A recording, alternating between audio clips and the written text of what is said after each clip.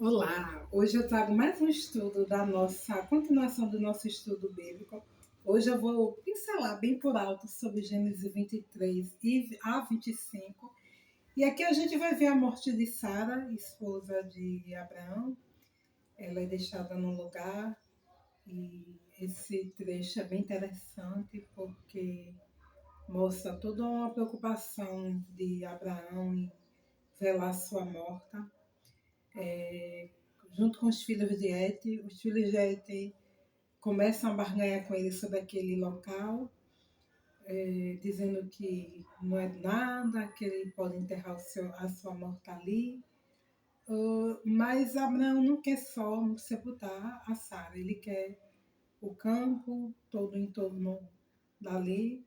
E finalmente eles chegam num acordo, e aí se pesa a prata e ele consegue aquela propriedade para encerrar a Sara, né? Lembrando que esse direito de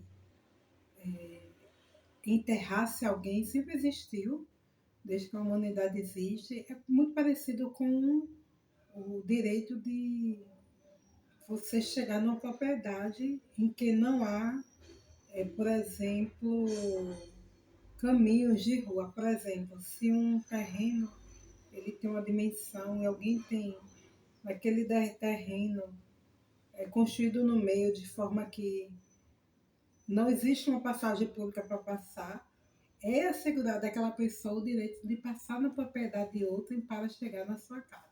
Acho que todo mundo sabe disso, né? O direito civil ele fala sobre isso, e os nossos patriarcas eles sempre tiveram também esse direito da sepultura, né? E é interessante ver essa negociação, a sabedoria de Abraão, não só em construir a sepultura, mas adquirir o campo, e concede. Depois da morte de Sara, Abraão se preocupa em dar ao seu filho Isaac uma esposa, mas ele não quer ninguém ali da terra. Ele quer que o seu servo, eu imagino que Eliezer, vá a Padarã, para a terra dos seus familiares, para que ele ache ali uma esposa para Isaac.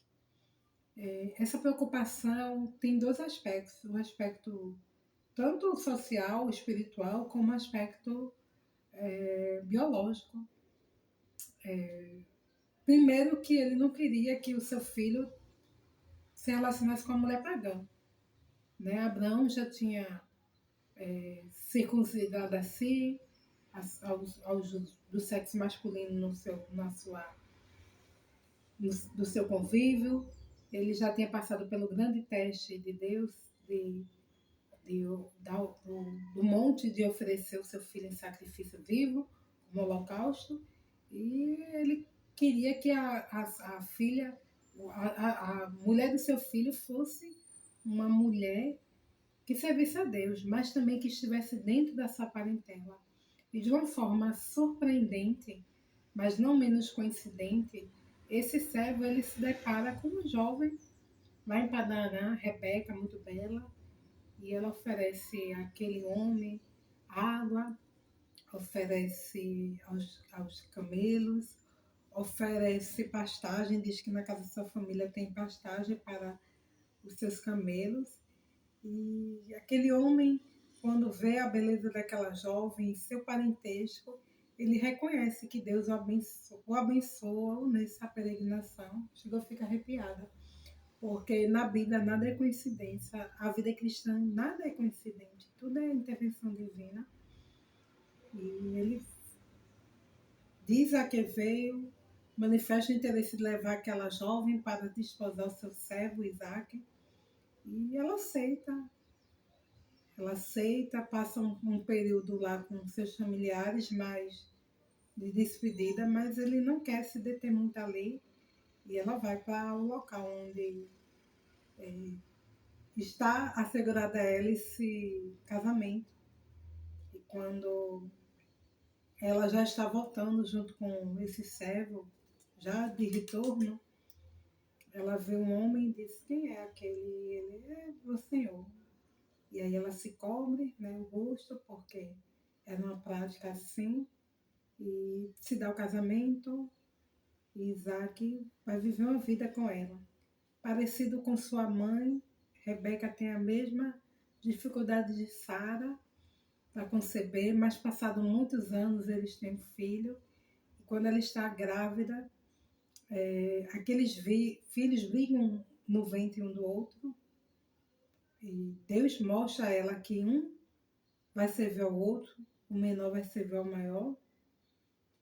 E esses irmãos eles têm personalidades muito distintas. Enquanto Esaú é caçador, é um homem que chama a atenção do seu pai, Isaac, o seu irmão Jacó já é mais pacato, ele gosta de viver em tendas e ele agrada mais a mãe.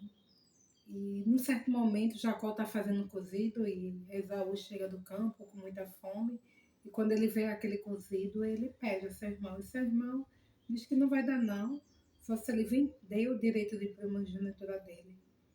E ele desdenha desse direito e diz, o que adianta eu ter esse direito se eu vou morrer de fome? Ele exagerou um pouco e vende a Jacó, ou melhor, compra a Jacó esse direito para comer meras lentilhas. E isso foi algo muito ruim que Esaú fez diante dos olhos de Deus, porque quando ele rejeitou seu direito de primogenitura, ele rejeitou as bênçãos de Deus sobre sua vida, e o próprio Deus o rejeitou. A gente vai ver lá no Novo Testamento discorrendo melhor sobre isso, né?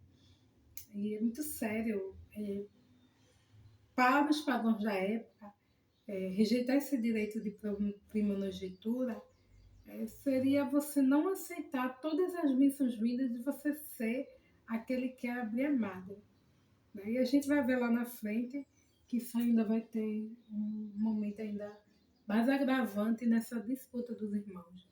Jacó também não fez certo, querendo usurpar o direito do seu irmão com esse tipo de estratégia, algo que também não agrada a Deus, mas que também terá consequências.